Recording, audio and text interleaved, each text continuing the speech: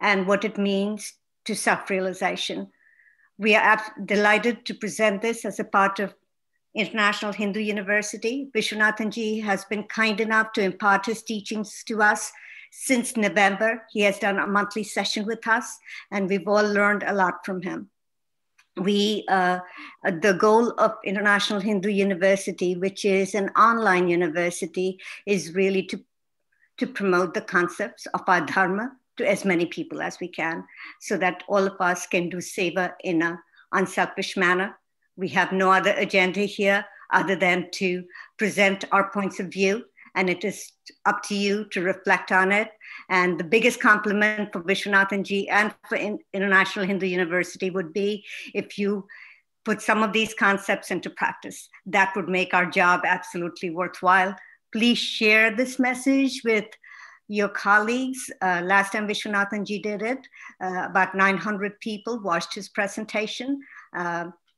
He is an eminent writer. He's put out 3 books, so he is definitely very well qualified. I put that in front of you. Am I a Hindu? Bhagavad Gita and amazing. Am I a Hindu? Secret of Bhagavad Gita and Amazing Secrets of Hinduism. 3 wonderful books that he's put out. I encourage you to also look at them if you're interested. It's all in question and answer format. Vishwanathan Ji is an engineer by profession, but a philosopher and a teacher by training, by his avocation.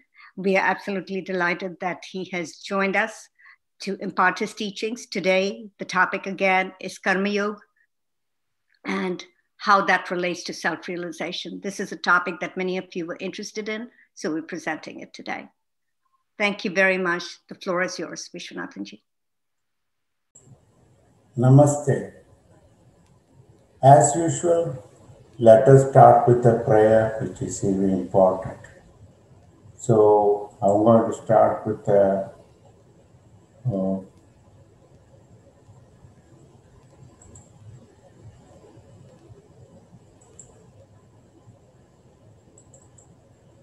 it's a prayer from Pandava Gita.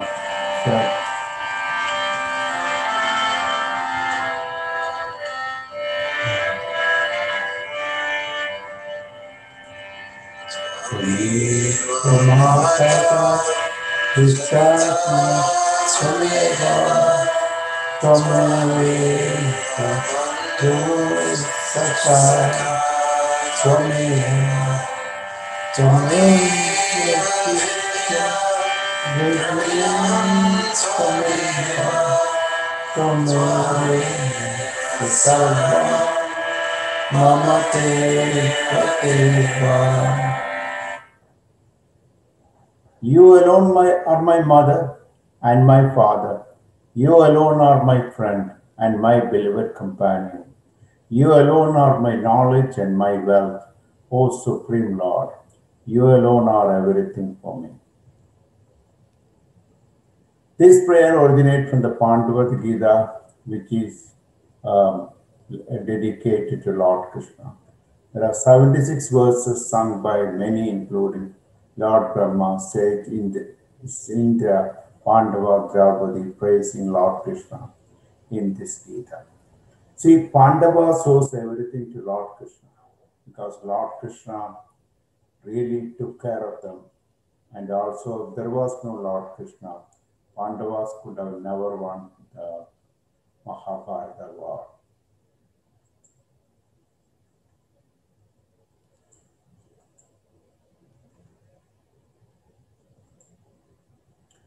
As you may know already, that I was not a philosopher or a theologian, not a guru. I am an engineer, and 30 years ago I wrote and published a book, Daddy, Am I Hindu? For my son who was attending a Catholic school, which came from my heart, not from my head. And 30 years ago, what will a father say to a son who asked his father with tears in his eyes, Daddy, are we just cow worshippers?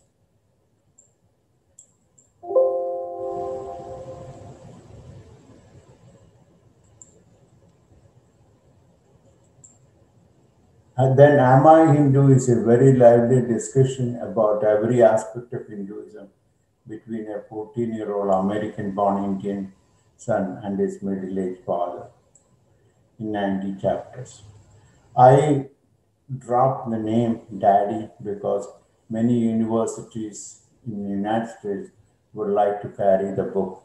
So naturally, I was forced to my publisher in the United States that I cannot use the word daddy in front. So like Boston University, UCLA, etc., are using my book in their world religion classes. And this book also got rave reviews from all over the world, especially from Library Journal and book list magazines in the United States. This book was later translated to Hindi and as well as Indonesian languages, now being translated to Gujarati and Malayalam as well. And this book I published in 2018. And it is a book about the Hindu kings and Hindu scientists and India's scientific discoveries and contribution to the world in a beautifully laid manner so that young people can understand how great India is because of Hinduism.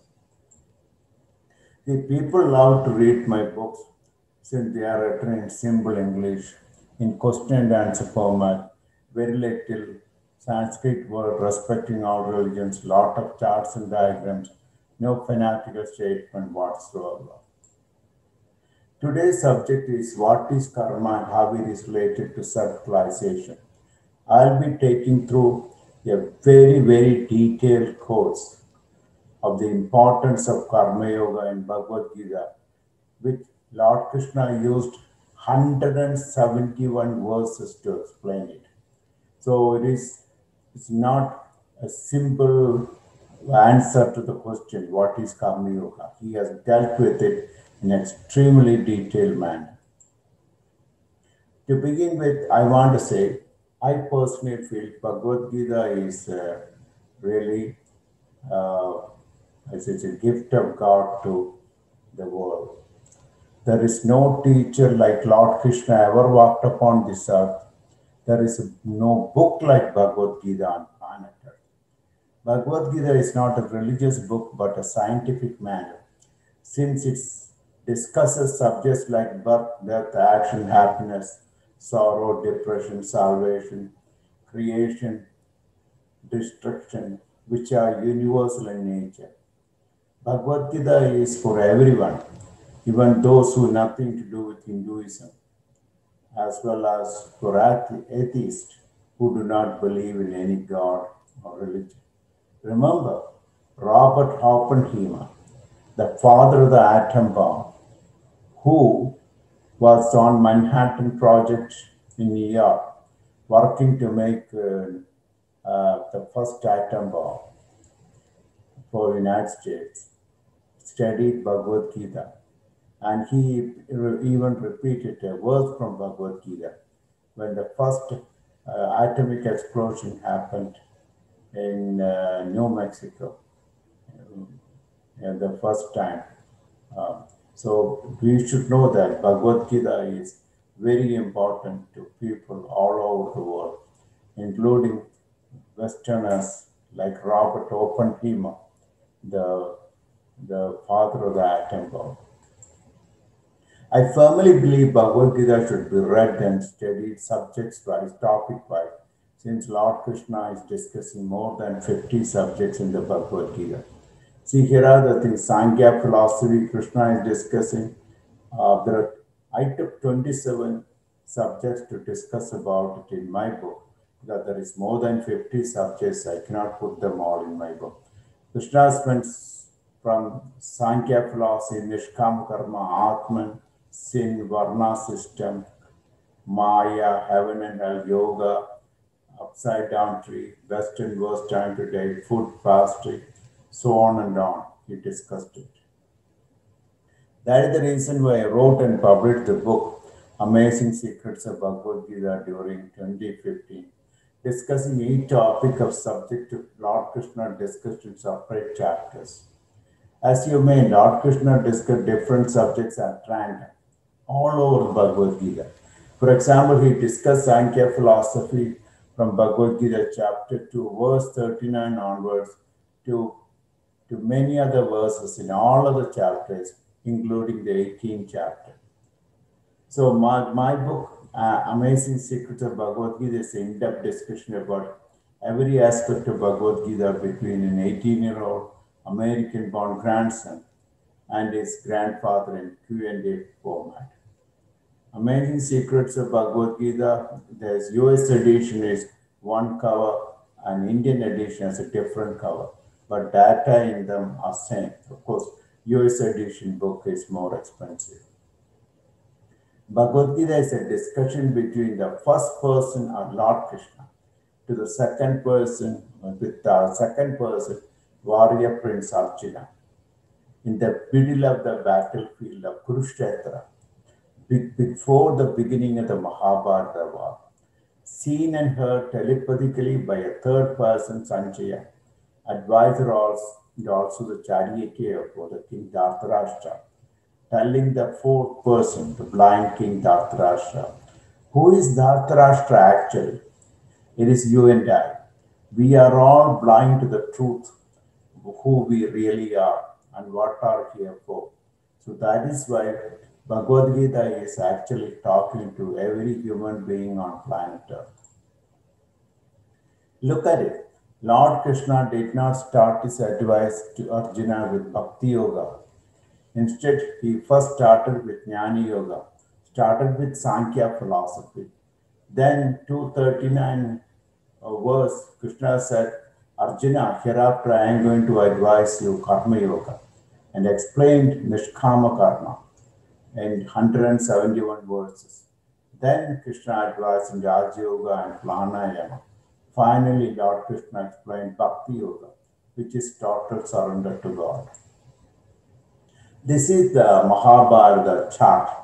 There is 220 verses in the Mahabharata.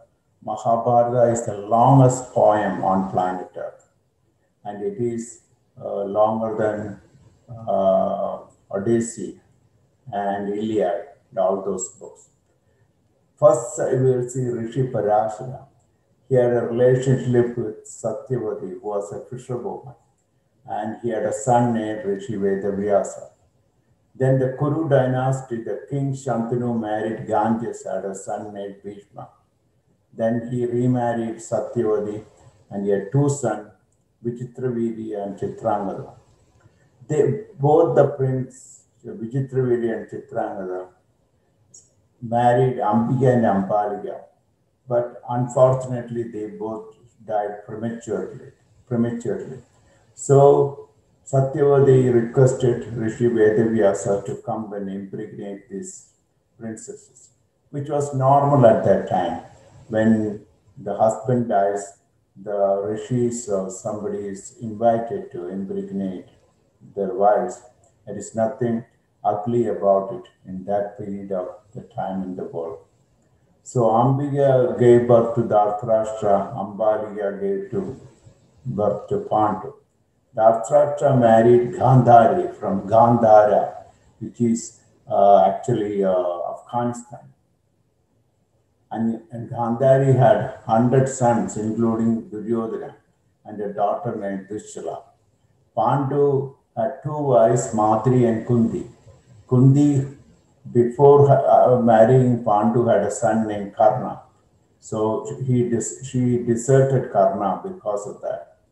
Madri had Nagula and Sahadeva, and Kundi had Yudhishthira, Bhimasena, and Arjuna. Draupadi, the daughter of King Draupadi, married 5 Pandavas. Bhimasena married Hidimbi and had a son named Jadalkaja. Arjuna married Subhadra, sister of Lord Krishna. Arjuna had a son Abhimanyu, married Uttara. Abhimanyu had a son Parishit, who died of a serpent bite of King Tashaka's bite. And then after that, after Parishit died, the Kali Yuga started. And that's the way the story goes. After Parishit, before Parishit died, the Pandavas went for the Tirtha Yatra and they all end up in they left the body too. These are the charts. I'm not going to go and describe the charts because it's going to take a long time.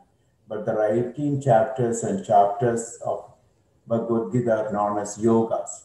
If you read Arjuna Vishada Yoga, doesn't mean there is a yoga named Arjuna Vishada. It's actually meaning is the chapter belonging to Arjuna's grief. Mahabharata was not a bloody war of relatives killing relatives. That what some people may differ with my conclusion. To me, it is a symbolic war between right and wrong, good and bad, which is happening within all of us every day. Arjuna symbolizes Jivatman, Lord Krishna symbolizes Paramatman, Kurukshetra symbolizes field of action, 5 horses symbolizes 5 sense organs, Pandava symbolizes positive spiritual thought, and Kauravas negative destructive thoughts. As far as I know, Lord Krishna acted like a psychologist in the Bhagavad Gita. See, when Arjuna entered the battlefield, he was completely depressed and disheartened after he saw that the whole Kaurava army, especially Drona with Brahmastra, Karna with Pashupatam and Nagastra, then Bhishma with all kind of weapons, and he knew that nobody can defeat Bhishma because that was the boon he got from Lord Brahma. And also he also saw Krishna's army is ready to attack him. So he was completely lost and then almost like crying like a baby. So Lord Krishna acted like a psychologist, slowly building up Arjuna's mental stages throughout the Bhagavad Gita. That is the reason why Bhagavad Gita is extremely important to everybody. Many doctors, especially psychologists from India, are saying Bhagavad Gita should be used as a clinical tool to treat psychological problems, particularly those related to anxiety, fears, depression, and negative attitude towards life. See, Bhagavad Gita, the Krishna start exactly like a psychologist. See, the question we all ask is why bad things happen to good people. So many people have asked me this question again and again. At the very outset of Mahabharata war, Lord Krishna said to Arjuna, Agama Paino Anitya Kamchishina Bharata. Arjuna, everything will come and go in lives, so do not get attached to them. Happiness and unhappiness are temporary experience that rise from sense perception. Heat and cold, pleasure and pain will come and go. They never last forever. So do not get attached to them. Good and bad things will come and go in our lives. We have no control of them. They will never ever work out as we expect. That is the reason why we have to give up expectation and go with the flow of life. Throughout Bhagavad Gita, Lord Krishna brought up the pointlessness of giving undue importance to material things. The more we are attached to material things as well as to people, more we suffer. Attachment in whatever form is bondage. Detachment is not indifference, it is freedom.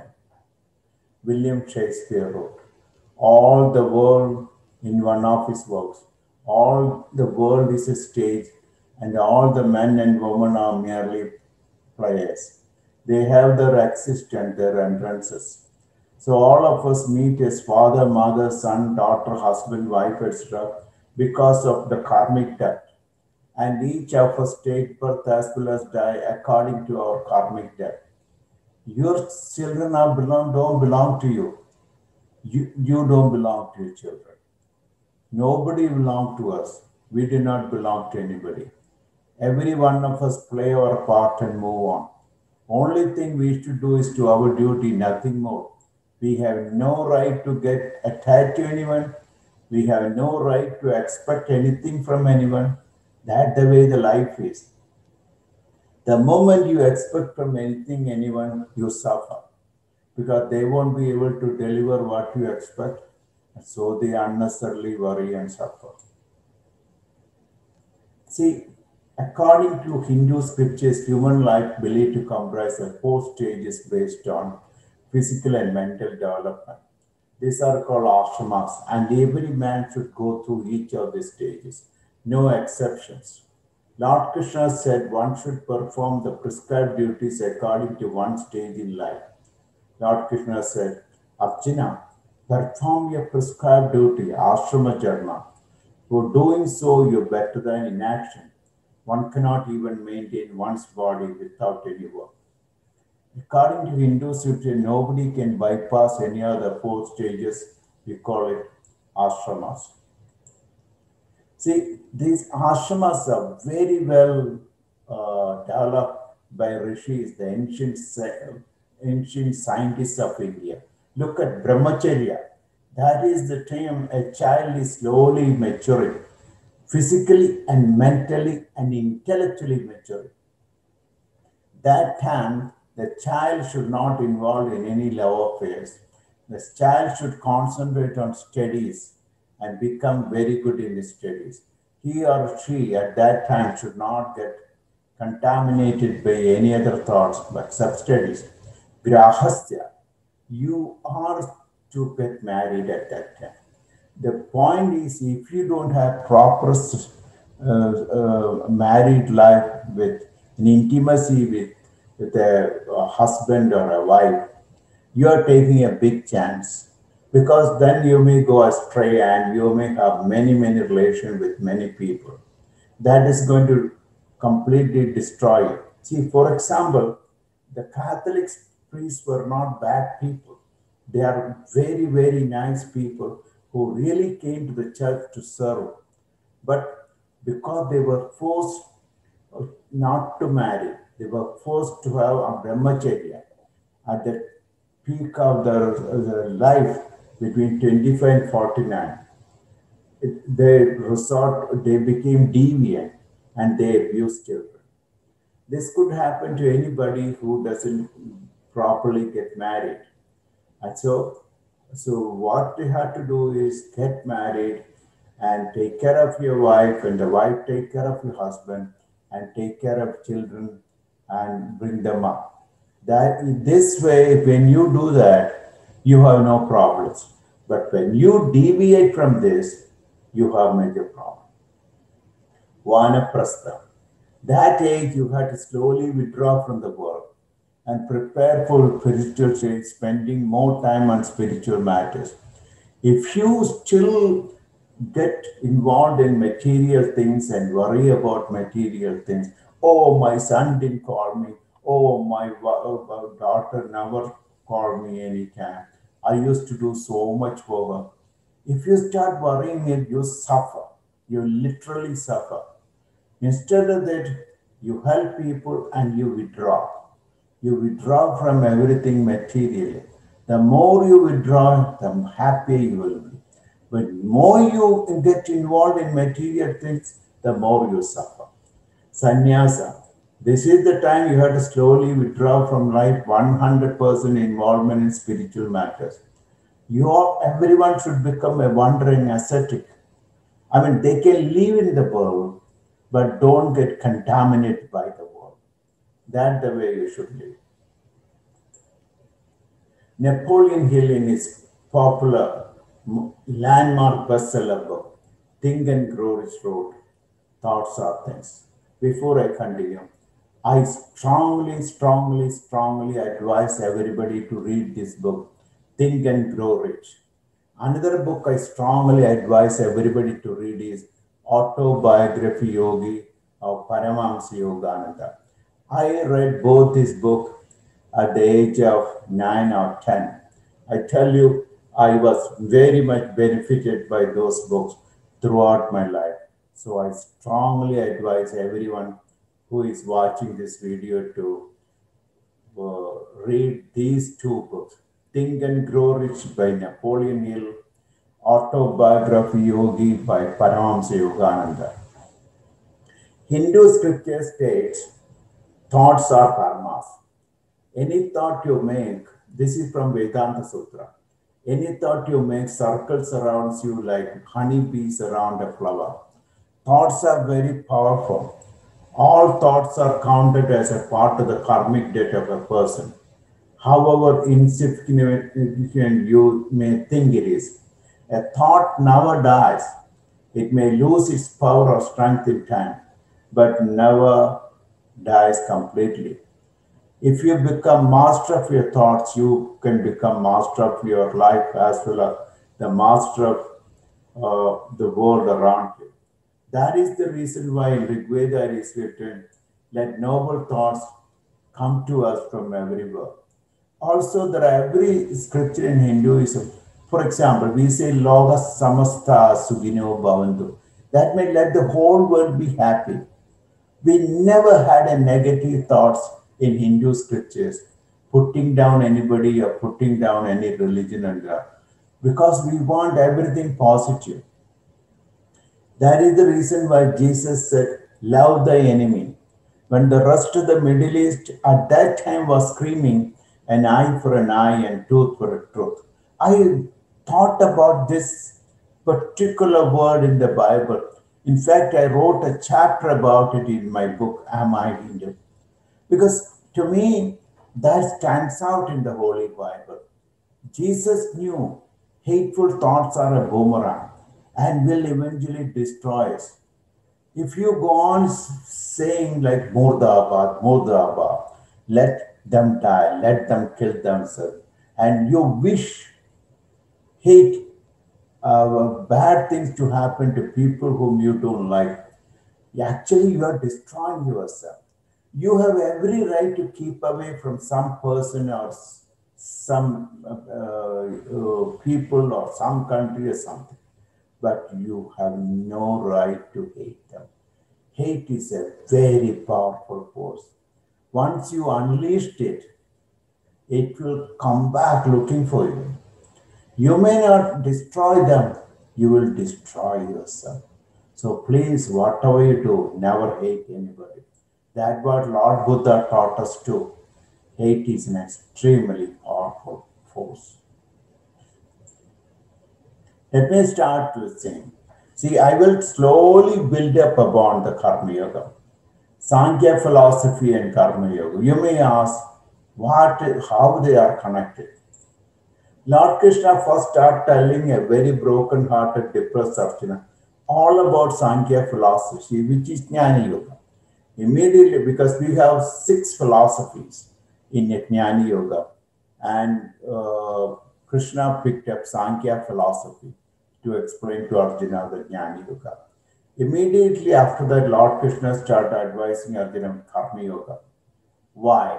Because Karma Yoga can be easily practiced even by anyone who has nothing to do with Hinduism, nor having any belief in God. Anybody on planet Earth can practice Karma Yoga. In fact, billionaires like Bill Gates are practicing it, whether they are aware of that or not. Where I live, I have met one American millionaire. I mean, he may be semi-billionaire, I hope. And he gave lots and lots of money anonymously every year to different people, different charities. I asked him why he did it. I said, I don't want any fame for that. Then I told him, you're practicing Karma Yoga. He said, I don't know what you're talking about. I am just giving. Yes, if he is doing Karma Yoga, there are millions of people who are doing Karma Yoga around the globe, but they may not call themselves Hindus, but they fit the definition of Karma Yoga. Bhagavad Gita allows 5 chapters, 33 verses from chapter 2, the whole of chapter 3, chapter 4, chapter 5, and 24 verses from chapter 18, altogether 171 verses to explain Karma Yoga. See, look at this. You may ask how this ego started. It started from Sankhya philosophy. Ahamkara, Ahambhava or ego came from Sankhya. Arjuna problems with ego. Our problem also is ego. See, Sankhya philosophy said everything starts with Purusha. Purusha is energy, it came Prakriti. After that, Prakriti, it came to Buddhi. Then came to Ahankara. That the way it is developed. Gunas and all only coming later. The biggest obstacle in life is Ahankara or ego. I can say a million times I don't have Ahankara or ego, but I do. I am very honest about it. I cannot lie. If somebody says your books are really great, I like to talk to that person very much. If somebody says your books are rotten and it doesn't is with full of mistakes, I don't want to talk to them. Even though I can say all those things, it is still bother you. And anybody who says I'm a humblest person on earth, they are not telling the truth because nobody is humble as we think they are. Because the Ahankara will always come into picture. Arjuna's major problem was his ego. Even the God of gods, Lord Krishna, stood next to help him. Arjuna's ego always took charge of him. If you go through the whole Bhagavad Gita, you can feel like I do. Because Arjuna questioned Krishna everything he said. Humility was not a word in Arjuna's dictionary. In fact, at the end of Mahabharata, after Lord Krishna left for Vaikuntha, Rishi Vedavyasa has to teach a very disheartened Arjuna the whole Bhagavad Gita all over again. Okay, now let us go back to Karma Yoga. Lord Krishna introduced Karma Yoga to Arjuna in the following manner. As I said before, first he concentrated on Sankhya philosophy. Now, the chapter second itself, Krishna says, Arjuna, I have spoken to you about the wisdom of Sankhya philosophy. Now, please hear about the wisdom of Karma Yoga, the path of selfless actions, Nishkama Karma, the path of freedom from bondage. Arjuna, there are two classes of men in the world who attain self-realization. First, the people who follow Sankhya philosophy and try to realize truth through empirical philosophical situation. Others who try to realize truth through following Karma Yoga, the path of selfless actions. Those who are ignorant and will say Sankhya philosophy and Karma Yoga are totally different. Knowledgeable people will never say that. Anyone who practices either of these will get the same result. Maya. Maya is the biggest obstacle in life. Most people have no idea about this, but in the Bhagavad Gita, Krishna very clearly addresses about Maya. Lord Krishna said the whole creation is Leela, divine child play, and creation from is Maya. You may ask why we cannot comprehend Maya. Since we are part and parcel of that Maya, it is not easy for us to comprehend this Maya illusion. Just like the on and off switches of a digital computer, and I am talking the binary system, make thousands of forms of illusion for all of us. Through Maya, God is creating all the illusion again and again.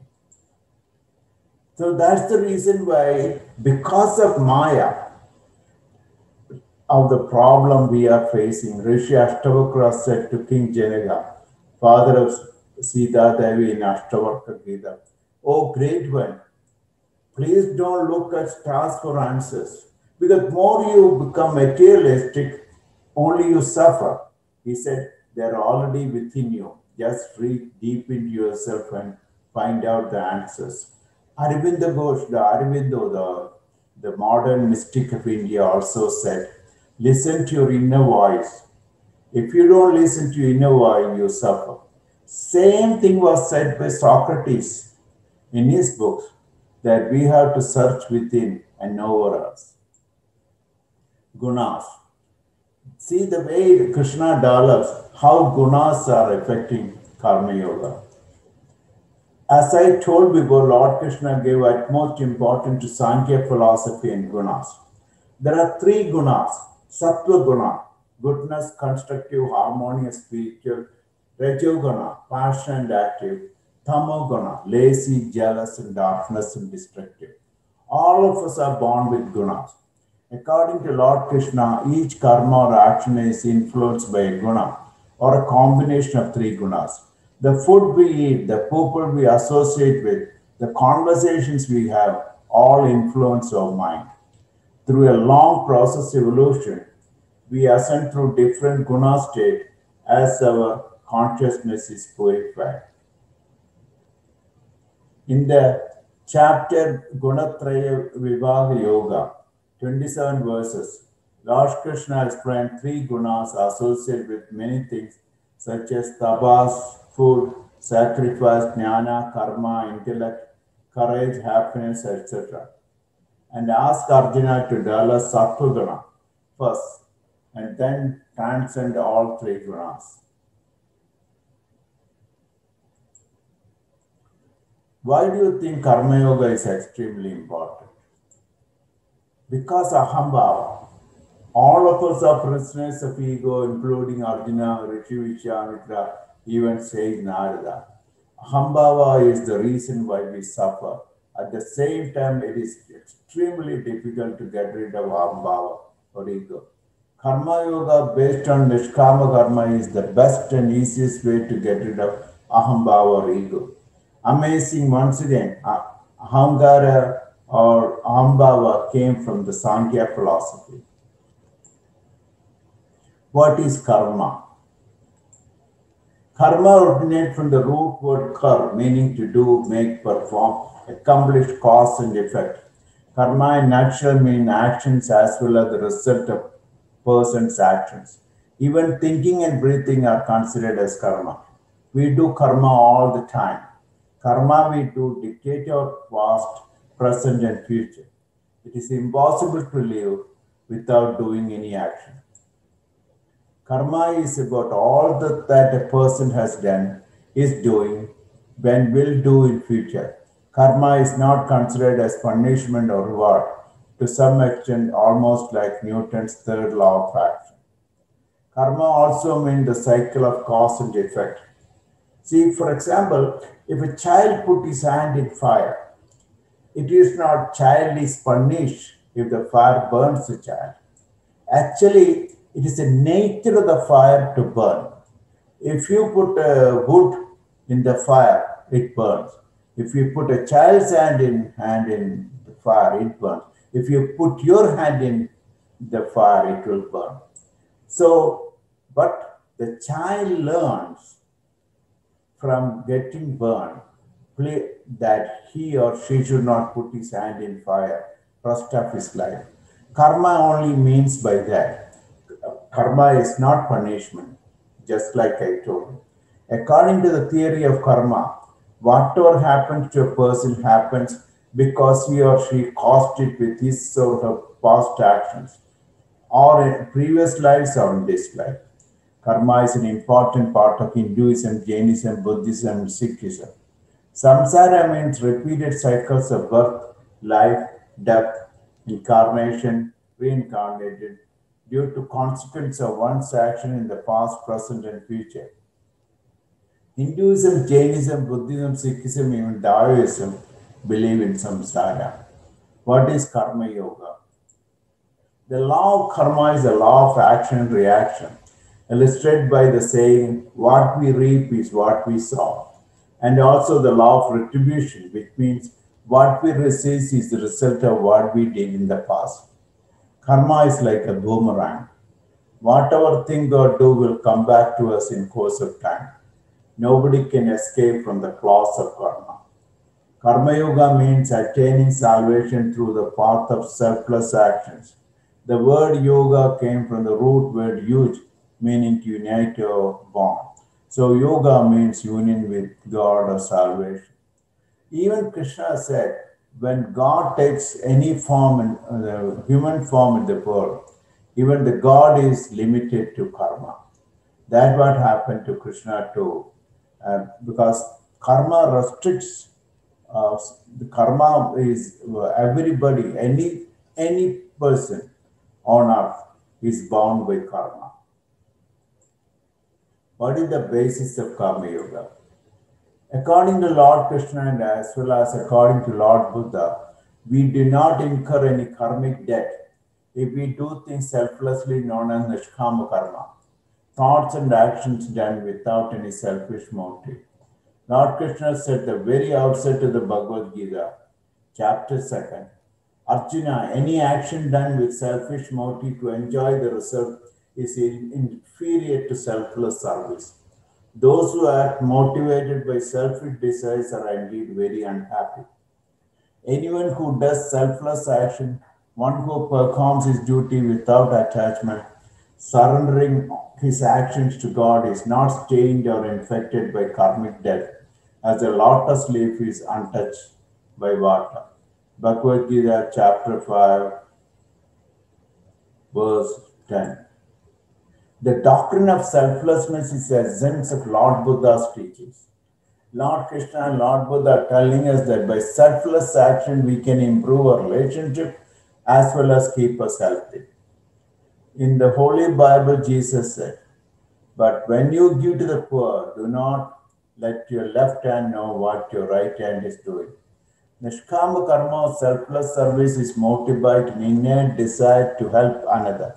Even though selfless service is based on the principle of wanting no reward, not even a thank you card, a person who does selfless service gets the highest reward of all, spiritual maturity and mental tranquility. I have to stress on something. You should not do selfless service so that you can attain salvation. The minute you say, I am doing it to get salvation, the spirit and the goal behind the selfless service is lost. Under no condition you do anything with a desire or looking forward to a result like salvation or self-realization. So you have to do it as naturally as possible. Never, never, never, never look for a reward at the end. How can we render selfless service in the community through Hindu temple? This is the question I always get from people around the globe, especially from Hindus. To begin with, Hindu temples in the West should not be used as symbol of material accomplishments. You should never, never, never, never say, look, I give $50,000 to this temple. Because of me, who do you think put the Gopuram there? It is me, me. I put all those things. I did it. And who do you think got all this thing made? The moment you do, you are contaminating a beautiful temple. But they should be used place study for children to study language, mathematics, Carnatic music, Natya Shastra like Mohiniyattam, Bharatanatyam, Kuchipudi, Kathakali, Manipuri, as well as for elder to do the satsang. Since Hindu temples are filled with women who are very wide experienced in all type of professions, contractors, financial experts, engineers, architects, all type of doctors, including veterinary doctors. And so each temple should set up a pool of experts who can answer all kind of questions from the devotees, particularly from students in a selfless manner, without any legal bearing. See, the people should ask questions to the pool, questions of different nature. How will I get a credit card? And how I call the right contract to do a job? What is the best? What kind of structure I should put it? Is there and also I forgot to mention attorneys too. Will I get a problem if I do certain things? Of tax expert, can I detect certain things? All these questions they have. So the pool of experts will, since the answers the pool of experts will give are general suggestions which are not legally binding. Neither the governing body of the temple nor an individual is legally responsible for the answers. See, the answers are given in not a legal manner. It is just suggestions. I used to do it at my work all the time, and I never got sued because I am coming from suggesting people, you know, it would be good you do this thing this way, it is better. For example, I could suggest that when you put up a house, you should have uh, gas and electric at your hot water heaters, at your where you cook and all places, so that when you sell your house, it's easy to sell because some ladies will like to cook with electric heat. Somebody will have gas. So if you don't lay down that, they may refuse to buy the house. So if every one of us can suggest this kind of thing. Doctors can suggest how to take care of themselves during the COVID, or pregnant ladies, what food should they eat, or a dietitian could suggest something. So the temple, as it is intended to be, become an activity of so many things. Christians are doing this, Muslims are doing this, Jews are doing this. It is a shame Hindus are not doing this. Please, please, please stop making Hindu people show off your personal accomplishment. That is very bad way to do it. Many young devotees or young people who are struggling, they have so many problems. They are struggling with nobody to answer their questions. It is very sad that young devotees are totally ignorant. Young Hindus, who should be the future ambassadors and torchbearers of our culture, are abandoning Hinduism. That is what is happening. And that is so bad that things happening, even though Hinduism is the greatest and unique religion in the world. From my contacts with hundreds of thousands of young Hindus around the world for the last 30 years, I see a very serious disconnect among young Hindus with the cultural religion called Hinduism. Except an occasional visit to the temples and knowledge of few stories from the Puranas, they have absolutely no knowledge about Hinduism. They cannot answer even simple questions like who is God in Hinduism? What is salvation according to Hinduism? What are the important scriptures of Hinduism, etc. At the dawn of the 21st century, we had to teach them Hindu beliefs and Hindu philosophy through very short, clear-cut answers. They do not want a 30-minute talk to them, quoting every scripture on earth when they ask a simple question. They want an answer, just one-line statement or a short explanation through PowerPoint slides. And they are not ready to read thousands of scriptures to get an answer. See, we have to give short answers. And they also want role models. Gurus and Swamis, with all due respect and regards to them, can never be the role models. They want role models like King Janaka, who ruled the kingdom at the same time was one of the great saints of India. He was even the guru of Shugamarshi, son of Vedavyasa. Role models are to be successful Hindu professionals who work at the same time are very spiritual. They cannot stand any Hindu propagating fanaticism and putting down other religions. Hinduism never ever put down other religions. That is not our style. Rishi, the saints of ancient times even allowed atheists to debate them. Of course, there is nothing wrong to pinpoint the differences in cultures, which I normally do, and their belief system scripturally as well as historically. How to perform selfless service? This is the question I always get. Find time to help even strangers in a selfless way. You find time. If you see somebody is hurting, say a nice word. If somebody died, call up and pray for them.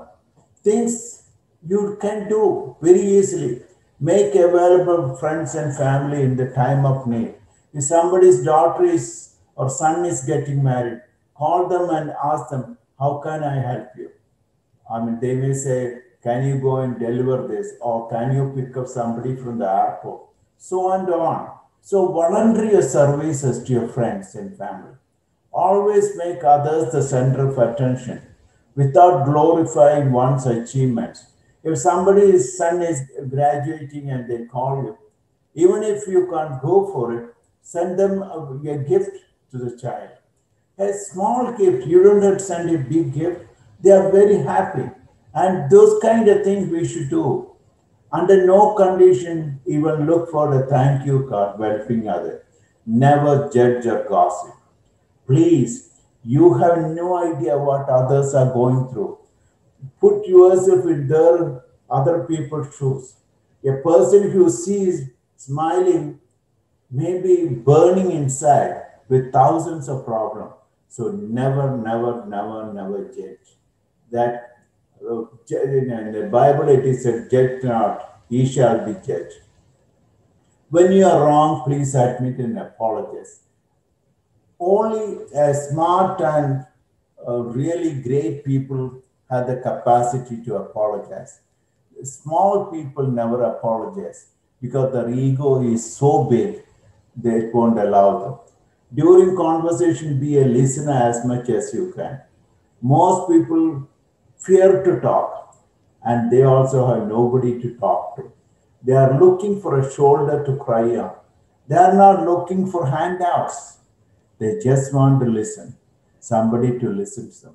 Always be patient with others on public places as much you can, as well as at home. For example, if you are in a supermarket, a lady is coming with one bread and you are with 100 things in it, you should ask the lady, why don't you go ahead of me? I have a lot of things. You know, those things we can do, and this will also good for the community too. Volunteer time for very good causes. Help needy as much as you can. If you can teach in Chinmaya Mission and other mission or schools, go and teach them. They need you. If you can volunteer in a school and teach them children mathematics, physics, chemistry, please do it. If you can volunteer in a hospital and help people, go and volunteer. These things we can do and we should be always doing. These are all part of Nishkama Karma. Krishna said you only have the right to do actions. You don't have the right for the fruits of actions. You only have the right to act. At the same time, you don't have the right for the fruit of action. You should not act motivated by the fruit of action and also never be inactive anytime. Lord Krishna is telling us not to brag about things we did for anyone. Just take it as a privilege and great chance to serve whenever we help anyone in any manner. According to many, Swadharma means doing things according to Varna one born. That is a caste. I don't believe that.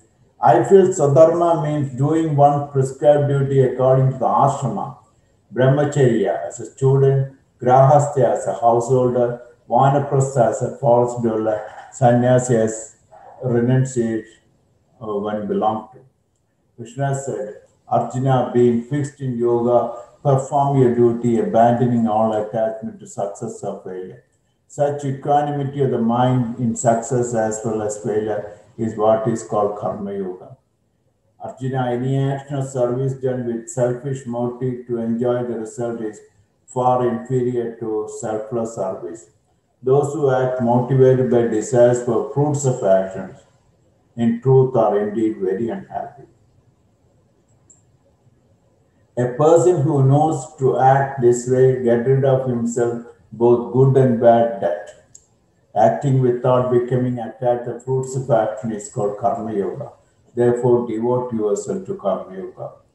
Krishna said, those who are established in the Karma Yoga, those who have renounced the fruits of action, are released from the bondage of rebirth and attain blissful divine state. Arjuna asked a very thought-provoking question suddenly, which you and I will ask. Here is the question. Arjuna asked, Krishna, if you say knowledge, jnana, is superior to action, then why are you forcing me to commit this terrible deed of waging a war against my kith and kin? Why you want me to kill Drona? Why you want me to kill Karna? Why you want me to kill Bhishma?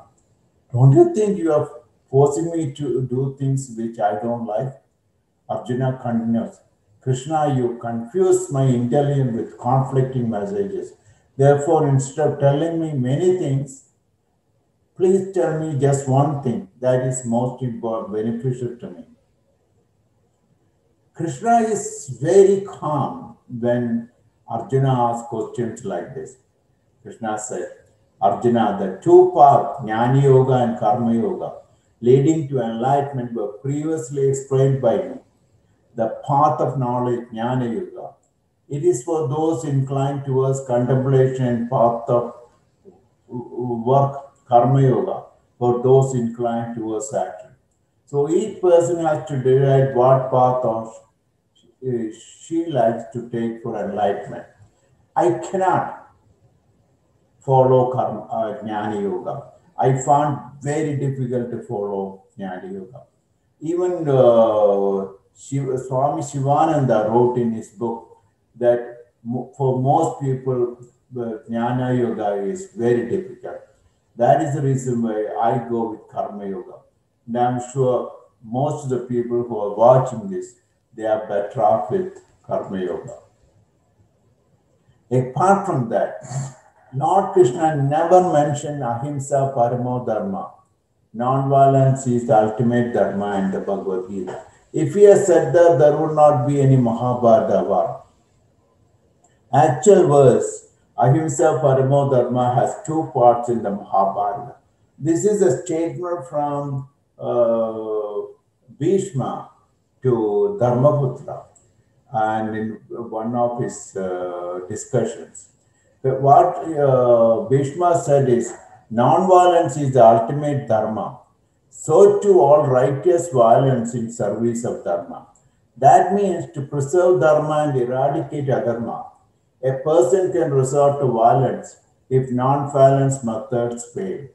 Lord Krishna tries his best to avoid a war. He don't want the Mahabharata war. He went to see Duryodhana, but Duryodhana was only interested in tying down Lord Krishna, which he miserably failed. Duryodhana wanted to kill all the Pandavas, so war became unavoidable. A girl who is going to be raped by anyone, including by her husband, has every right to protect herself, even resorting to extreme violence.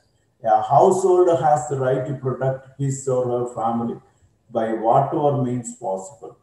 A country has to defend itself from all foreign aggression.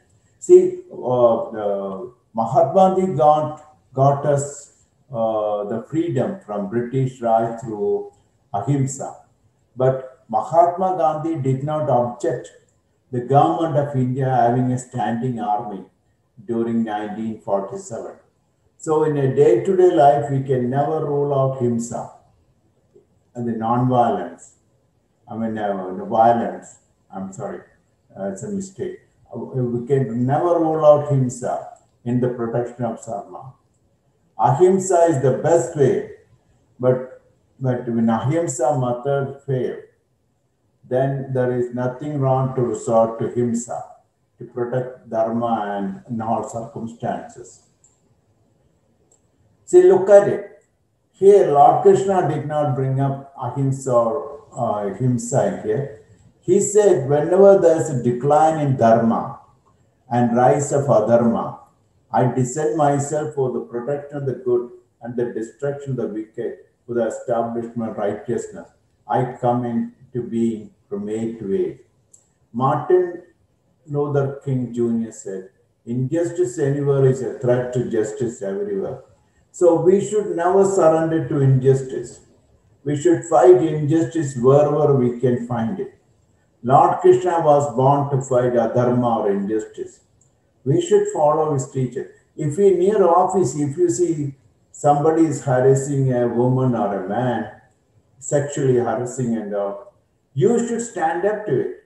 If you can confront the person who may be a boss of everybody, At least you should write anonymously to everybody, including the police and FBI and everything, and telling what is happening. See, the moment you do not take adharma and injustice, the moment you don't do anything about injustice or adharma, you become part and parcel of adharma.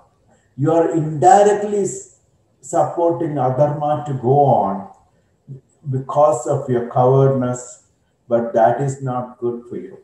You have to stand up and fight it.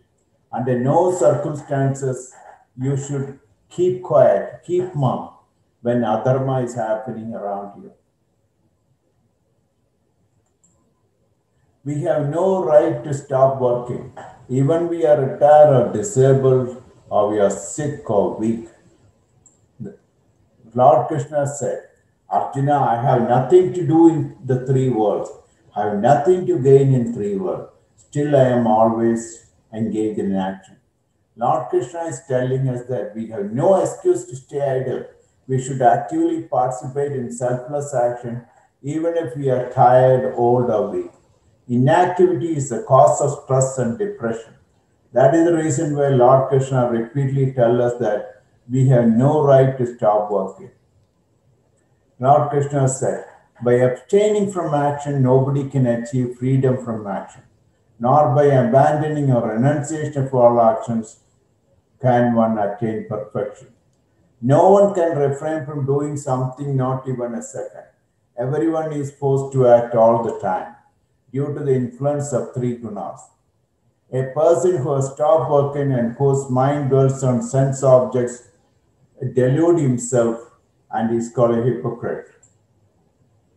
However, one who tries to control the senses by the mind and without attachment to sensual pleasures engage in selfless action, which is superior to others.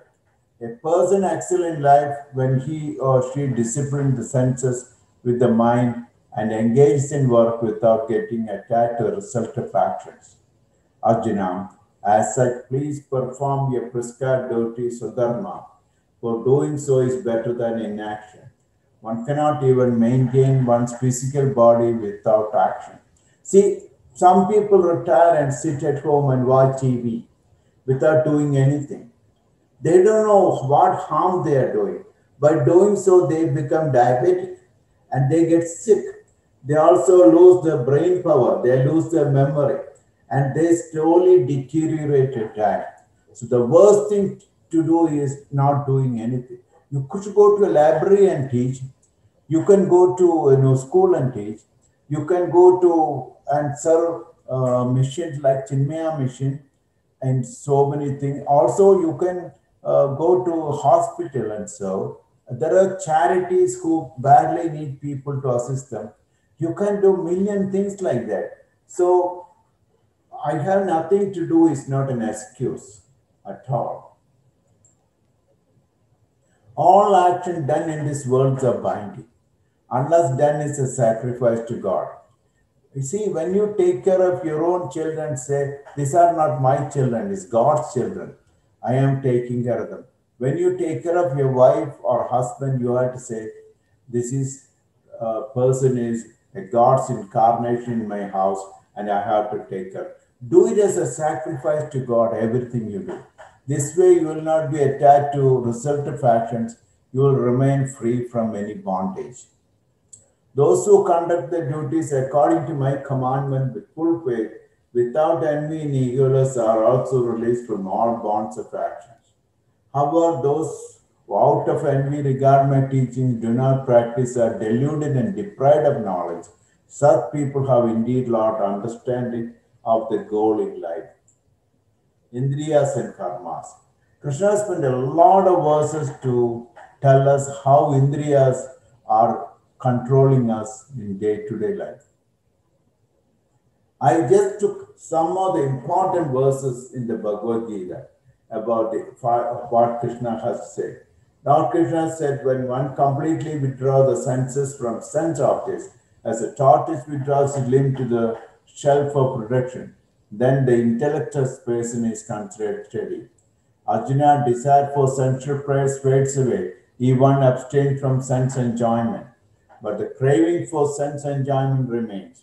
The craving also disappears one who surrenders himself or herself to God. Lord Krishna said, Arjuna, restless senses are extremely clever and they can dupe even a learned man.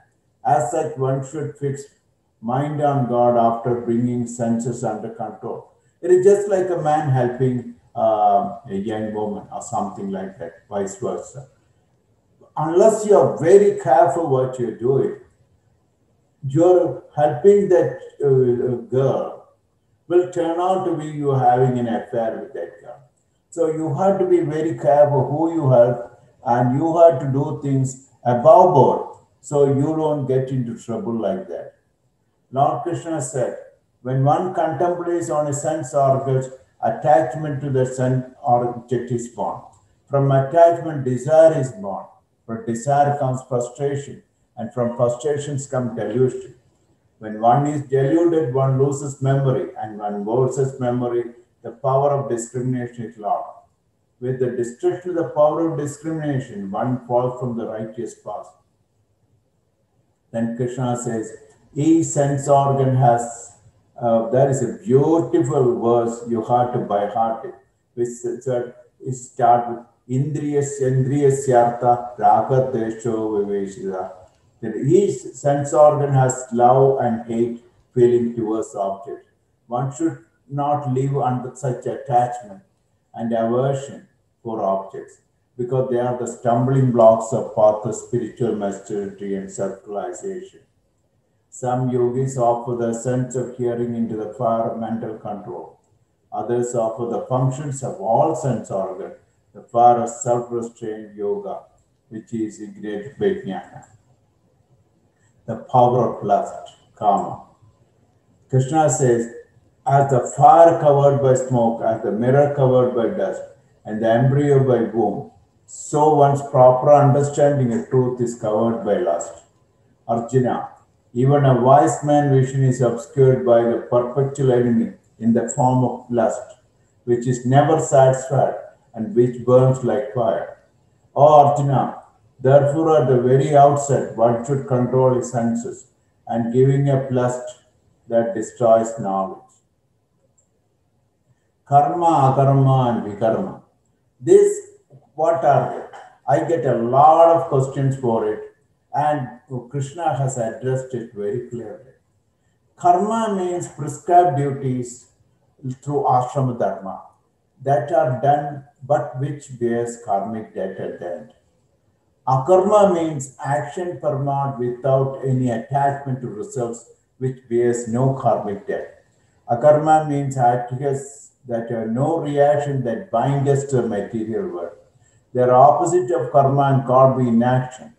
But at the same time, they are actions without no karmic debt. So the word meaning may sound funny, but actually it only means that you're doing without any kind of karmic debt. Vikarma is forbidden actions. Lord Krishna said, Arjuna, you must understand the nature of three recommended action, karma, wrong action, vikarma, inaction, akarma. The truth about this is profound and difficult to understand. He continued, those who see action in inaction, karma in akarma, and inaction in action, akarma in karma, are truly wise among the human. Although performing all kinds of actions, they are yogis and master of all their actions. So there are people like that who may be working all the time, but they are not connected to anything they are doing. They're doing is as a nishkama karma. So those are the great people. See, I just mentioned here verse 17 and 18. You have to read further what Krishna said because of the time I am not discussing. Verse 19, 20, 21 and 22 about the same subject. How does the mind work? Lord Krishna is saying, when a person constantly thinks about objects, attachment for those objects arises in mind. From attachment, the desire is born. And from desire, anger is born. From anger comes delusion. And from delusion comes loss of memory. From loss of memory comes destruction of the intellect. And once intellect is destroyed, person perishes. Difficulty in controlling the mind, thoughts and mind.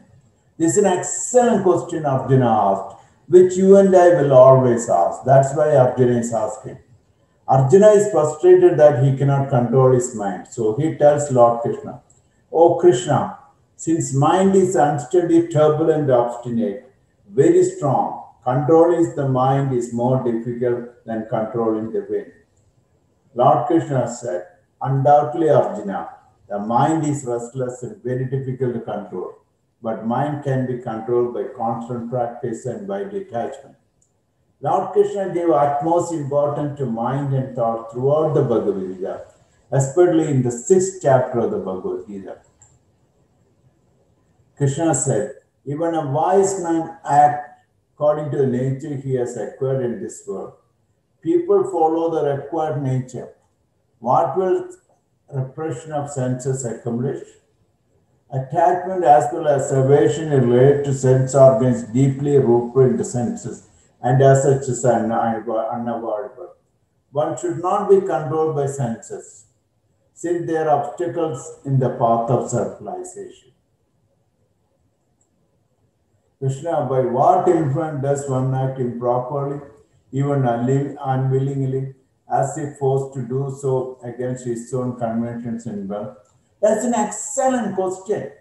See, most of the time people say, "Oh, I don't want to do it, but I still did it anyway." So Krishna says, "Arjuna, this force that makes people act in lust is born of Raja Guna.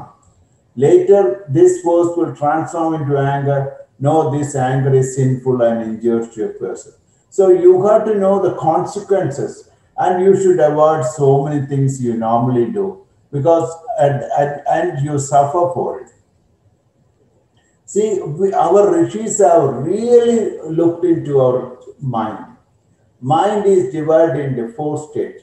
Jagrati, the waking state, Swapna, the dream state. When you enter into dream state, we are in a totally different world. A tiger is chasing you. Suddenly you're sweating. I don't know how to, you're running. Then you wake up and say, "Oh my God, it was a dream." The Sushupti, the deep state, that time you don't feel anything. The whole world is dead to you that particular time. And then is Turiya state, the state beyond mind. When someone enters the Turiya state, everything becomes one, and person will transcend duality feelings of hot and cold, happiness and unhappiness. Turiya is known Amarta, the immeasurable, measureless in the Mandukya Upanishad, being synonymous to Samadhi in the yoga technology. This is an excellent thing. See, there was a comedian who was a late Flip Wilson, always used to say, "Devil made me do it." Krishna is saying, God is not responsible for what you think and do. You alone are responsible. See, why bad things? That God is not responsible for anyone's sinful activity or pious activities. People are mistaken about this since the knowledge is covered by ignorance.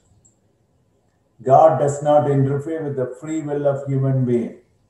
Krishna, even though he was sitting next to Arjuna, never interfere with Arjuna's free will. Arjuna has every right to agree with what Krishna taught, and he also has every right to disagree with what Krishna taught. Krishna said, God does not decide karma each one of us should do, nor he induces people to act, nor does he create fruits of any action. Each person according to his vasanas do acts. That's what Krishna said. See, Krishna is slowly developing how to make Arjuna to do selfless action. So this is a part of it. That's why I'm bringing it up. Arjuna become a yogi. Krishna said, Arjuna become a yogi. Yogi lives like a lotus leaf. Raindrops falls on a lotus leaf, but lotus leaf is not affected by the raindrop. Similarly, a yogi lives in the world, but the yogi is unaffected by the world. That is the reason why Lord Krishna said, Arjuna became a yogi. Lord Krishna said, just as the ocean is unaffected by the waters of innumerable rivers flowing into it, a yogi is unaffected by sensual pleasures due to the positive and negative reactions to action he or she does.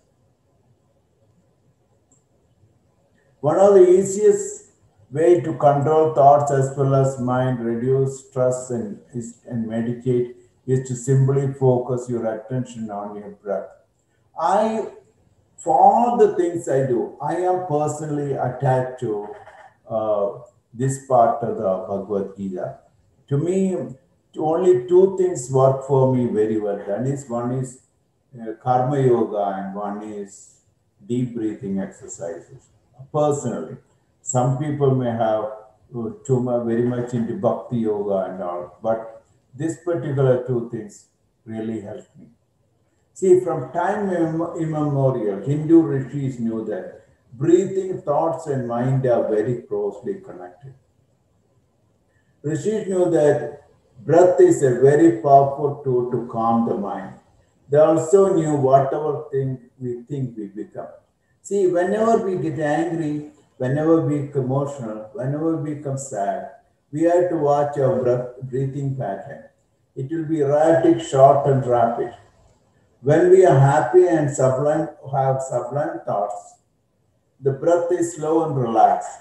The mental activity also slows down.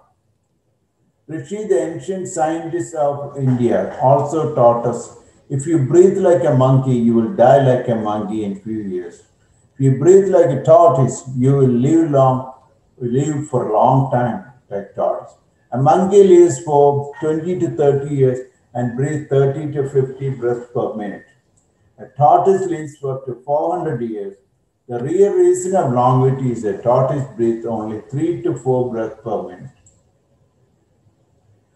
See, the Lord Krishna gives so much importance to Raja Yoga.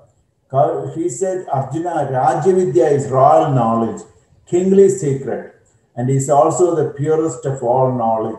It is directly perceivable, easy to practice, and imperishable. That's why I think the deep breathing exercise and pranayama is one of the best things most people should adhere to keep themselves calm. What is yoga?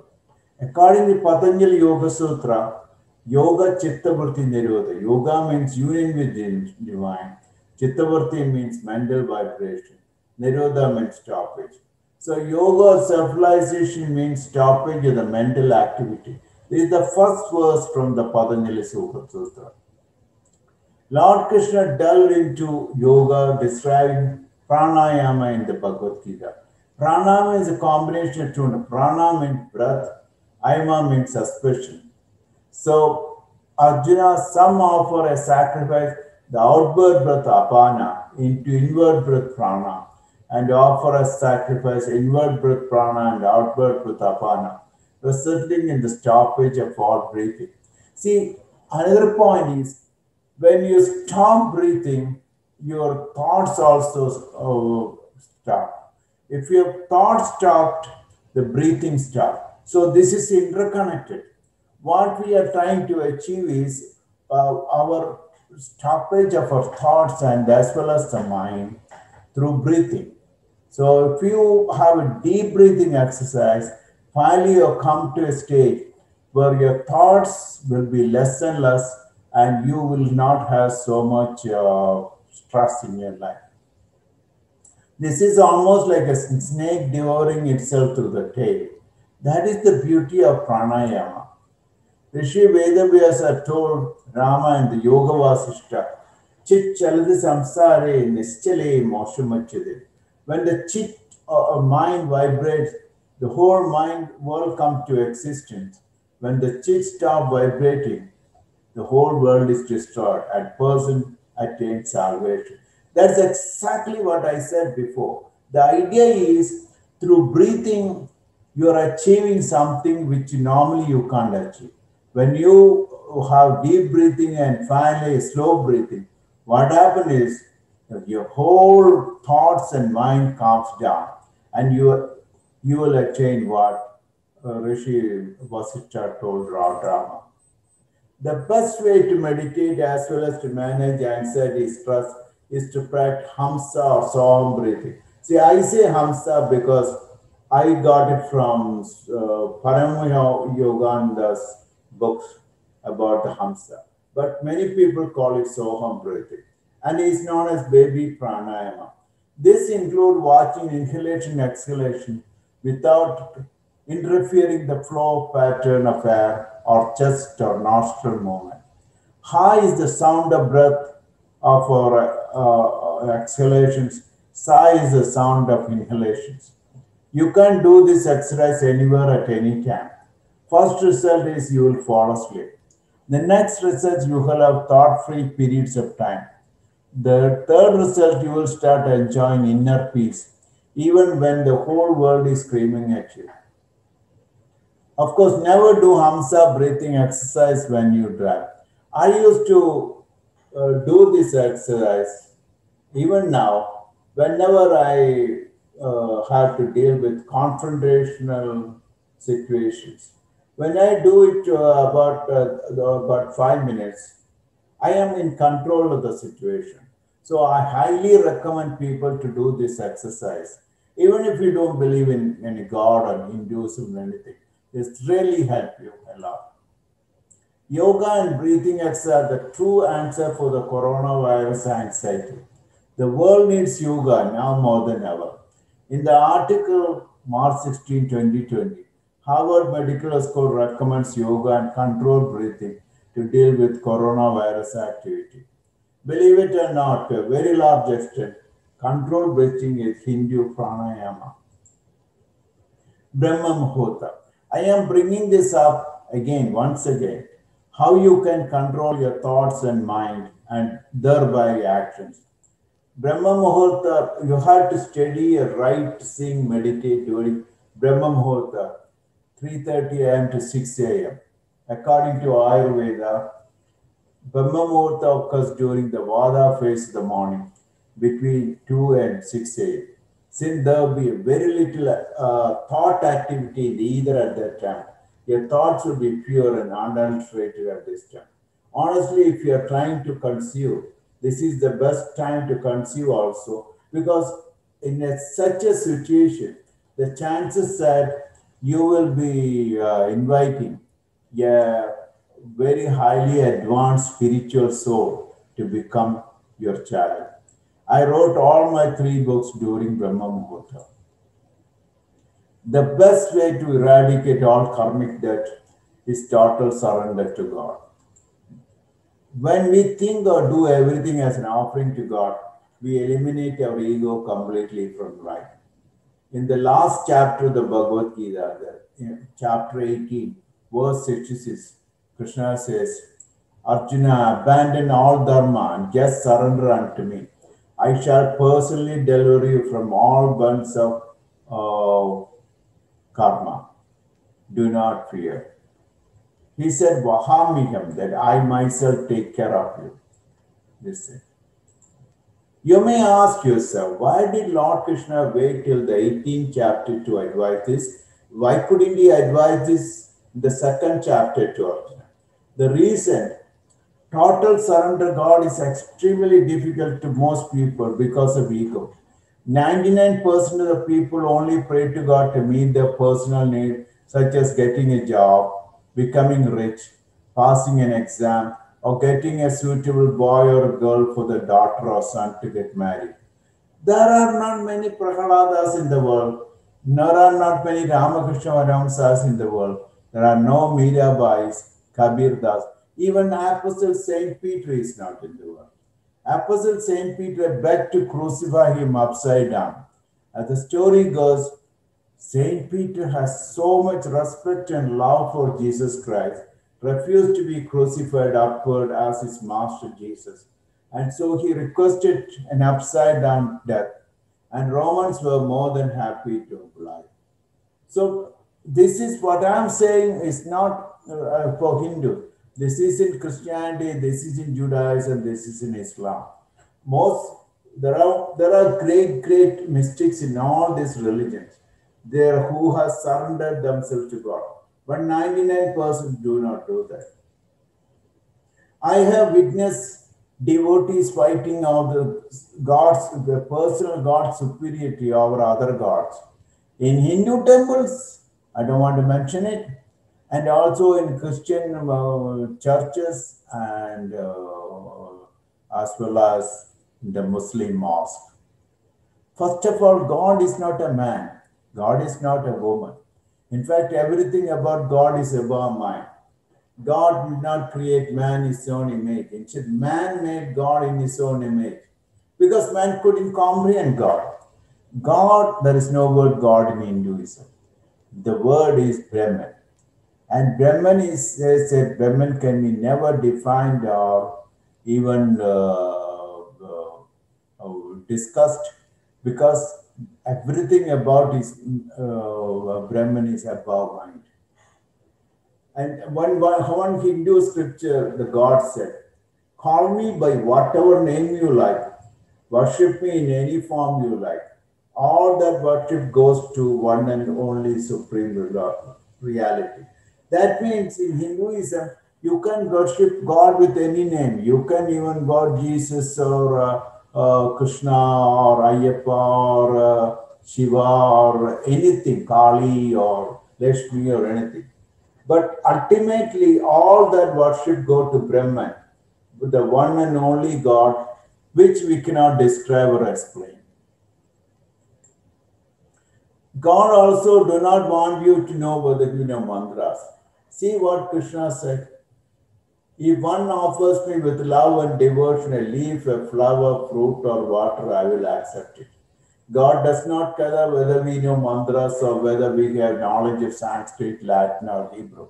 We do not need mantras. Of course, that does not mean mantras will not help. Mantras will help too. God is interested only our sincere devotion. Any prayer in any language in very simple sentences will do. Live a balanced life. So far, I have described everything, and I want to tell you, many things are not easy to practice. So the whole concept of ashramas and ashrama dharmas were formulated so that we can enjoy a balanced life. Lord Krishna is asking to live in moderation and live a balanced life. Extreme austerities or fasting to death or subjecting the body and mind to excruciating pain in the name of spiritual growth have nothing to do with Hinduism.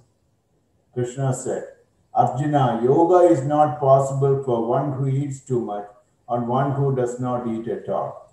Yoga is not possible who sleeps too much or who always keep awake.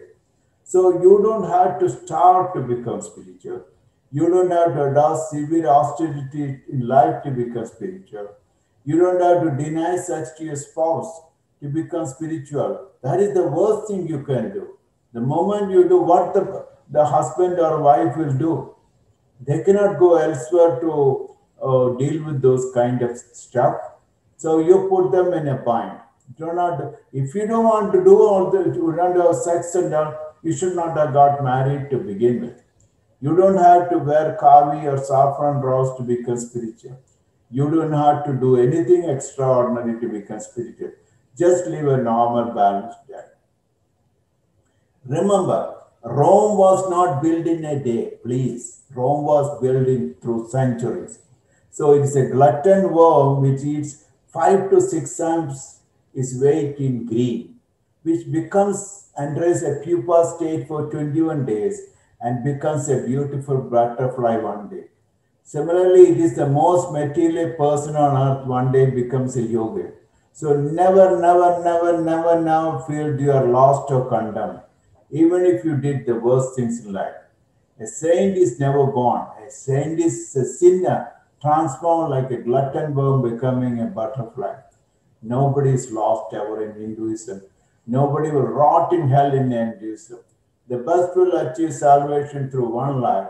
The worst will achieve salvation through many lives. Immortal soul. Now I am coming to discuss about the Hindu salvation part. Immortal soul Atman. Hindu moksha or mukti or salvation concepts are based on the firm belief the soul within the body is immortal and called Atman. By the way, Abrahamic religion do not believe the soul within the body is immortal. That is the reason why we can never compare Hindu salvation concept with Abrahamic religion salvation concept at all. Holy Bible states the soul that sinneth shall surely die. Jesus also said in the Bible, do not fear those who kill the body but cannot kill the soul. Rather fear him who can destroy both soul and body in hell. See, even Namaste. Namaste concept originates from the Hindu belief that real life within all of us is immortal soul Atman, which is indeed God. If anyone who does not believe that, then saying Namaste does not make any sense at all. If you don't believe your soul is immortal and actually God, then Namaste means nothing. It doesn't mean anything. What is Atman? Hindu scriptures state our body is perishable and temporary, and the soul within the body is immortal. Immortal soul within the body is Atman as well as Jivatman, and God is known as Paramatman in Hindu scriptures. In Vedanta Sutra, in the Viveka Chudamani, Adi Shankara said, there is nothing but God. Atman is actually God itself. And very clearly he states that. Atman and five koshas.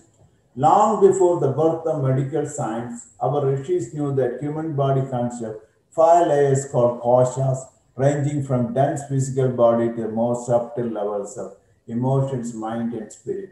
So Annamaya kosha, Pranamaya kosha, Manomaya kosha, Vijnanamaya, Anandamaya kosha. The five sheaths are independent of Atman. Hindu temples are constructed to represent the five koshas of human body, and the place where deity is called Garbhagriha. Lord Krishna said, Arjuna, the soul that dwells in the body of all beings is eternal and indestructible. Therefore, you should not grieve for anybody when they die. He said, you are not a body with a soul, you are a soul with a body. As far as immortal soul is concerned, there is neither birth nor death as in time. Immortals are neither born nor die, nor cease to exist. Birth and death of reincarnation. What happens when we die? This is a question I always get. According to Hinduism, the body alone dies.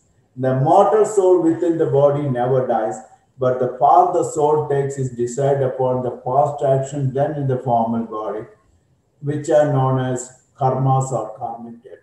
After death, according to the karmic death, the soul ends up in heaven or hell. After a short stay in either of the places, the soul will take a body again. Past karmic debt are attached to the soul, and they decide what kind of body the soul takes in the next life. When an individual soul exhausts all its karmic debt, then the person attains salvation or self-realization. Hindu salvation comes as logical, and you don't have to be Hindu to attain salvation. When someone dies, saying or writing rest in peace is associated with Christianity. A Hindu should never say RIP. A Hindu should only say and pray for Atma Shanti, meaning praying for the soul to attain moksha or mukti or salvation, and will never take birth again. Sin. No Hindu will ever say, I am a sinner. Because sin means ignorance in Hinduism. Sin is the false belief that one is the spiritual body and jnana eradicates that ignorance. Lord Krishna said, even if you are the worst sinner in the world, you can cross the ocean of sin by a bark of wisdom. He further said, as the blazing fire burns wood to ashes, Arjuna, so does the fire of true knowledge will burn all karmic debt to ashes. How did the sin concept originate? It originated from Adam and Eve's story. Adam and Eve disobeyed God and ate the forbidden fruit, the tree of good and evil.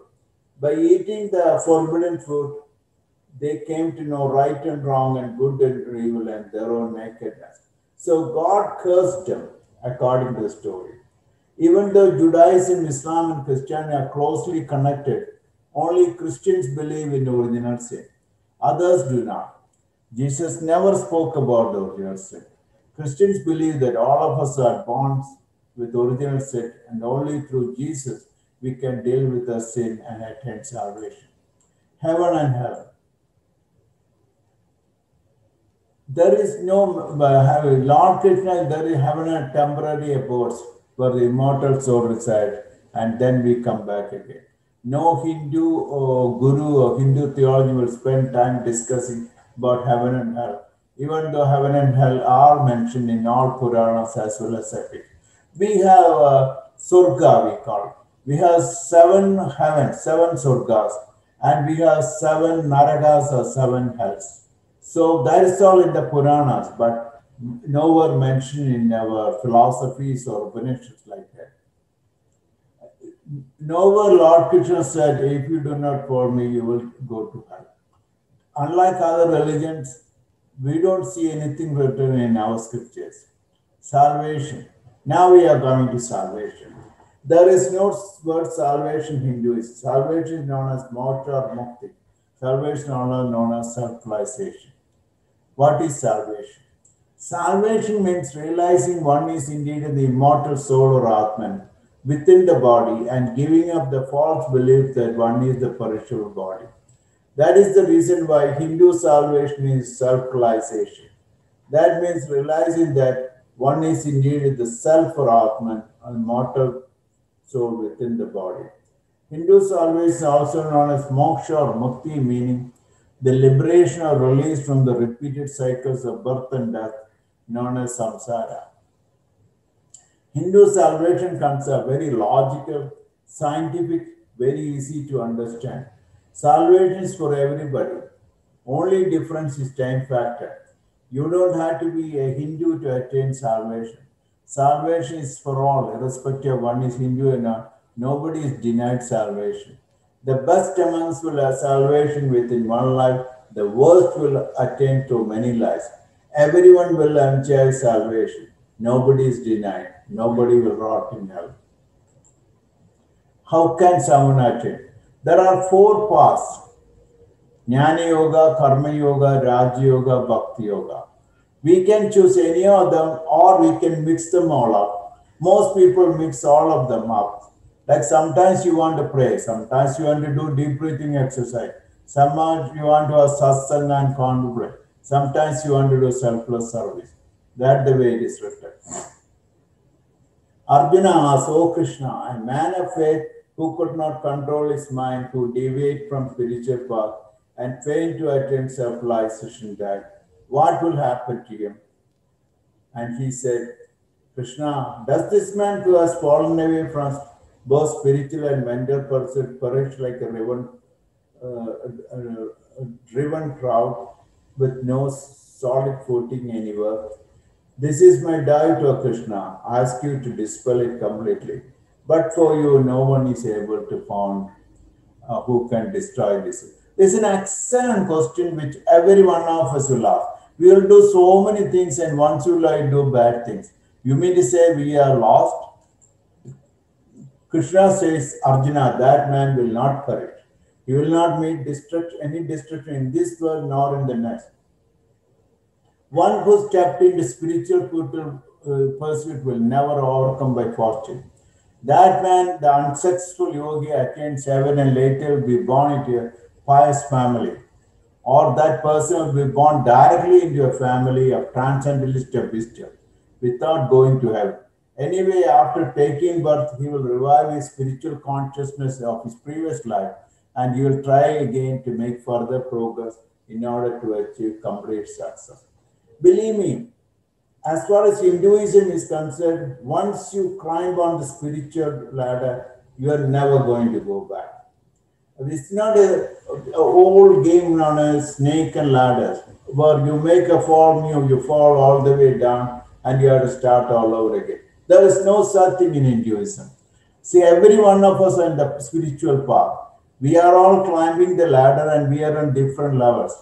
So you have nothing to worry as far as Hinduism is concerned. I am just finishing these things, and I want to tell you, there's an old saying which reads, all that is necessary for evil to perish is to good people nothing doing. It is our duty to educate the masses all about our culture. Please, please pass on this video to your friends and relatives and everybody who asks you a question about Hinduism. We have to educate everybody because Hinduism is the only thing with so many aspects in it, and Hinduism teaches so many things about life. I am not talking fanatically. I really mean what I'm saying, and because I haven't seen so much subject discussed in one religion like Hinduism is. For example, we have thousands of scriptures, and the only reason why we could contribute so much to science and technology because of Hinduism, which allows absolute freedom of thoughts and actions. Nobody is denied or nobody is burned, nobody is killed because they express their thoughts as they like. Hari Om.